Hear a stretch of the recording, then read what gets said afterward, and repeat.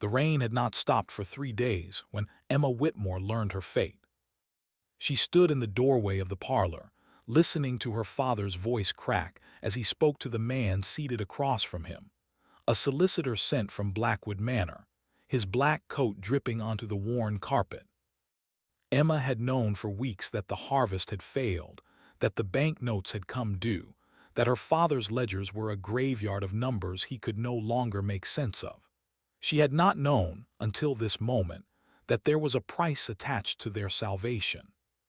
Lord Blackwood is prepared to forgive the entire debt, the solicitor said, folding his gloved hands, in exchange for a marriage to your eldest daughter. Her father did not look at her. He could not. Emma saw his shoulders curl inward, as though the words themselves were a physical weight pressing him toward the floor. She had never seen her father weep, not even at her mother's grave, but he wept now, silently, into his open palms. "I'll do it," Emma said before she had fully decided to say it. The solicitor turned, as if noticing her presence for the first time. Her father lifted his head, horror and relief warring across his face in equal measure. "Emma, I'll do it, Papa." She kept her voice steady, though her heart beat like a trapped bird against her ribs.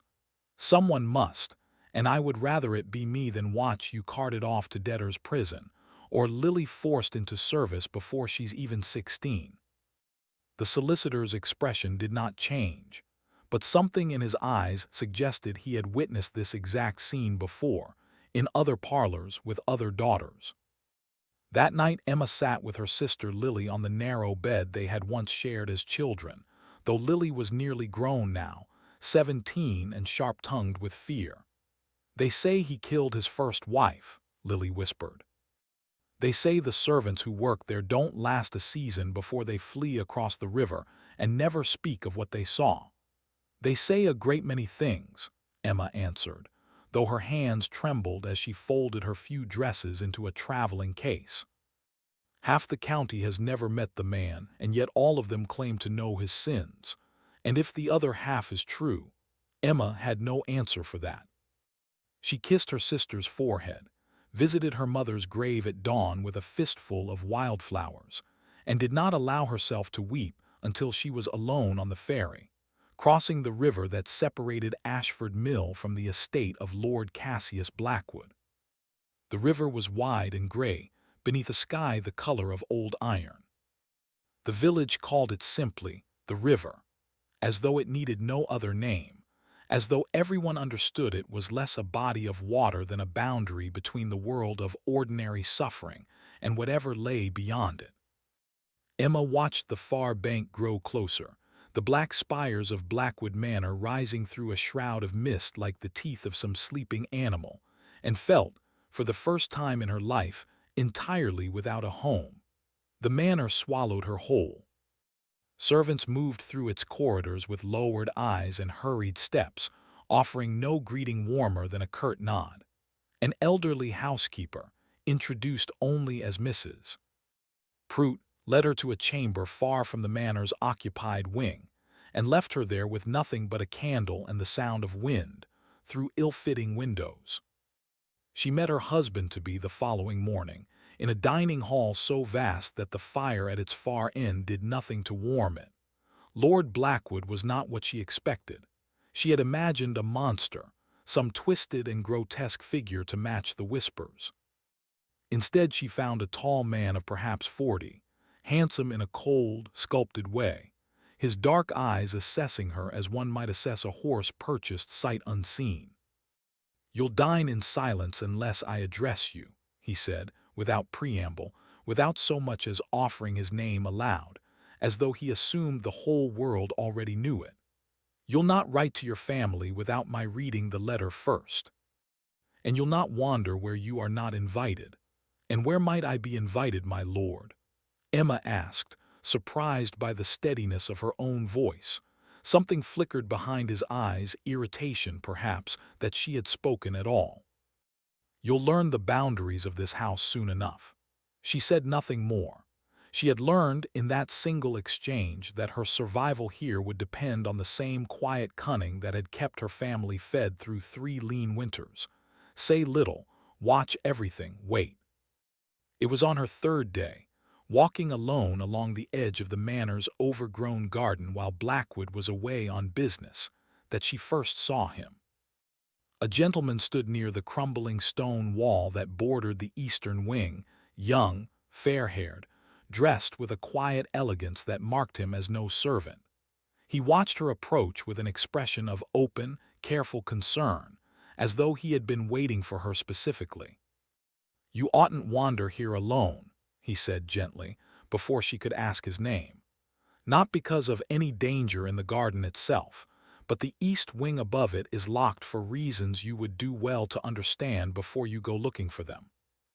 And who are you to advise me on the workings of this house?" He smiled, though it did not quite reach his eyes. "A guest for now. Matthew, if you'll permit the informality." He glanced once toward the shuttered windows above them, then back to her. "Trust carefully here, Miss Whitmore. Not everyone in this house is what they seem, myself included, perhaps." Before she could press him further, he was gone, vanished around the garden wall as though the mist itself had folded around him, leaving Emma alone with her racing heart, and the growing certainty that Blackwood Manor held far more secrets than its master's cruelty alone. The weeks that followed settled into a rhythm of quiet dread. Emma learned the shape of her new life the way one learns the edges of a locked room in darkness, by cautious touch, by the bruises earned from what she could not yet see. Lord Blackwood's cruelty rarely announced itself with shouting. It arrived instead in small, deliberate erosions. He read her letters to Lily before allowing them to be sent, striking out lines he deemed unbecoming of a wife of this house. He required her to sit through supper each evening in silence unless he chose to speak, and when he did speak, it was often to remark upon some failing, her accent too plain, her stitching too slow, her presence at his table a bargain he now regretted striking. Once, before guests from a neighboring estate, he corrected her posture with a single cold word, watching her flush with something that looked almost like satisfaction. Emma bent, but she did not break. She had spent a lifetime learning how to endure a father's grief and a household's poverty without losing herself entirely, and she called upon that same quiet endurance now. She watched, she listened, and slowly she began to gather the threads of the manor's secrets. Mrs. Prout, the housekeeper, was the first to soften toward her, not through any grand gesture, but through small kindnesses. An extra log for the fire on a cold night, a murmured word of warning before Blackwood's temper turned. It was Mrs. Prout who, one evening while mending linens by candlelight, let slip more than she perhaps intended. "His first lady didn't die of the fever, whatever's told in the village," the old woman said, not lifting her eyes from her needle. "She fled this house in the dead of winter, God keep her wherever she landed. His lordship's pride never recovered from it, nor did his temper improve." Emma said nothing, only listened, filing the words away like coins hoarded against some future need. Matthew reappeared as though summoned by her growing unease. In the library one gray afternoon, when Blackwood had ridden out to attend to business across the county. And again, at a small charitable gathering in the village that Blackwood grudgingly permitted her to attend, more for appearances than kindness. Each time their conversations were brief, careful, conducted in the margins of propriety the era demanded. Yet within those margins, something honest grew between them. He lent her a volume of poetry once, tucked inside it a folded note that read only, "You are stronger than this house understands." Another time he arranged, through means Emma did not ask after, for a letter to reach Lily unread by anyone but its intended recipient. He never spoke of himself beyond vague mentions of business that kept him near the manor, and when Emma pressed him on his connection to Blackwood, he only said, "In time, Miss Whitmore, when it is safe to say more." His caution did not read as evasion but as protection, and Emma found herself trusting him in a way she trusted almost no one else within those cold walls. It was Mrs. Prout again who gave her the opportunity to learn more. On an afternoon when Blackwood had gone to town and taken most of the household staff with him for errands, the housekeeper pressed a small iron key into Emma's palm. "The East Wing," she said simply. "You've wondered long enough. I'll not have you wonder in ignorance any longer, not after what I've seen this house do to women who trusted blindly." The locked wing was cold and dust-heavy, its rooms preserved like a mausoleum. In what had once been a lady's chamber, Emma found a portrait half covered by a dust sheet, a fair young woman with kind eyes, unmistakably Blackwood's first wife. Beside it, in a writing desk long since abandoned, she found letters and ledgers that told a darker story than she had imagined. Evidence of falsified debts of tenants and small landholders across the county, driven to ruin through forged notes, bearing Blackwood's seal families broken not by misfortune, but by deliberate design. And tucked among the papers, a name that made her breath catch: correspondence addressed to Matthew Ashworth, Duke of Ellesmere, cousin, it seemed, to Blackwood's fled first wife, and quietly gathering evidence of the very crimes Emma now held in her trembling hands. She had scarcely time to absorb the revelation before the sound of carriage wheels on gravel sent her fleeing the wing, key returned, heart hammering. But Blackwood was not so easily deceived. That evening he summoned her to his study, his composure a thin veneer over something far more dangerous beneath. "You've been where you were forbidden," he said, not a question. "Documents have gone missing from a room you had no business entering." "I don't know what you mean, my lord. Don't lie to me in my own house." His voice dropped, quiet and cold in a way that frightened her more than shouting ever could. "I know of your little meetings with our mysterious guest as well. Did you think a man of my position remains ignorant in his own home?" Emma said nothing, her silence its own quiet defiance. "You'll remain in your chamber until I decide what's to be done with you," he said, rising. "And should I discover you've conspired against me in any fashion, your father's family will find debtors' prison a mercy compared to what I shall arrange for them." The door locked behind her with a sound like a verdict. Emma sat alone in the dark, clutching what little she had gathered, praying that whatever Matthew intended, he would not be too late. The lock on Emma's door was iron, but the window above her washstand had a latch long since rusted loose from disuse.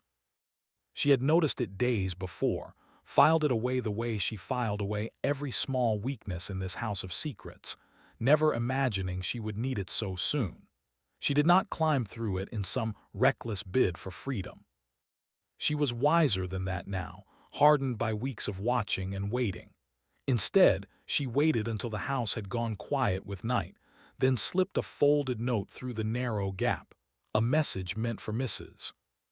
Prout, who she prayed still moved through the corridors with a loyalty stronger than her fear. The housekeeper came before dawn, her candle trembling in the draught. "The Duke has been gathering proof against his lordship for near a year," she whispered, sliding the bolt free with hands that shook more from anger than age. "Forged debts, ruined families. He only wanted certainty before he moved, and Mrs. Ashworth's letters which you found were the last of it. Then he must act now," Emma said, "before Lord Blackwood destroys what remains of the evidence." "He's sent word already, madam. A magistrate rides from the county seat this very morning." By the time the sun rose gray and reluctant over Blackwood Manor, the house was no longer merely uneasy. It was a house holding its breath. Lord Blackwood received his unexpected guests in the same dining hall where he had once informed Emma of the boundaries of her existence. Only now the roles had shifted entirely. Matthew, no longer a mysterious guest but introduced formally as Matthew Ashworth, Duke of Ellesmere, stood beside a stern-faced magistrate and two men of law, a leather case of documents held firm beneath his arm. "You've no right to enter my home uninvited," Blackwood said, though the tremor beneath his fury betrayed him. "I have every right," Matthew answered, "when the evidence within that case proves you've falsified debts against no fewer than 11 families in this county. My cousin's disappearance among the injuries you've caused.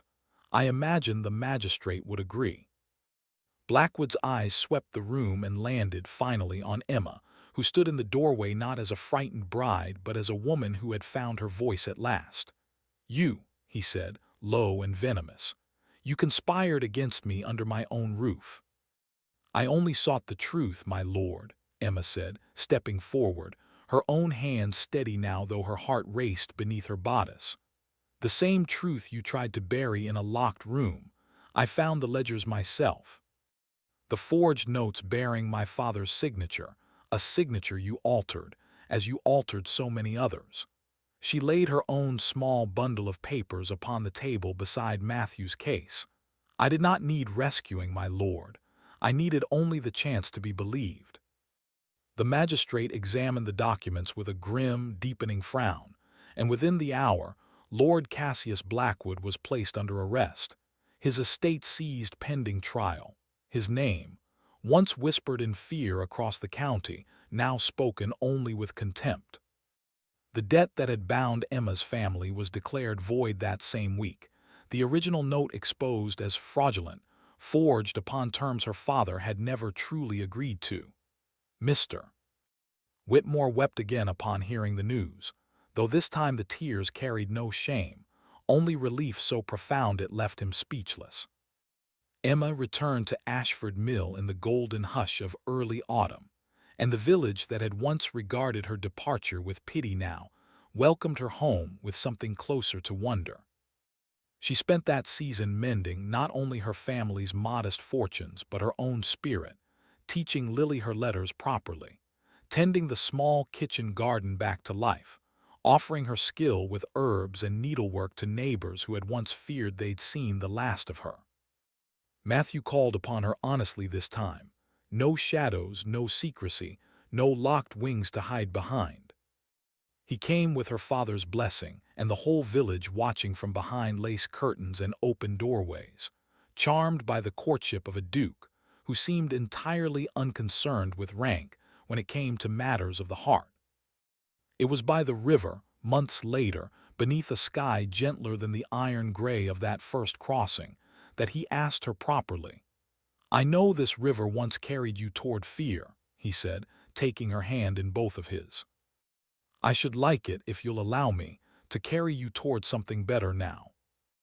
Emma looked out across the water, the same water that had once seemed a boundary into darkness, and found it merely a river now, sunlit and unremarkable, no longer holding any power over her at all.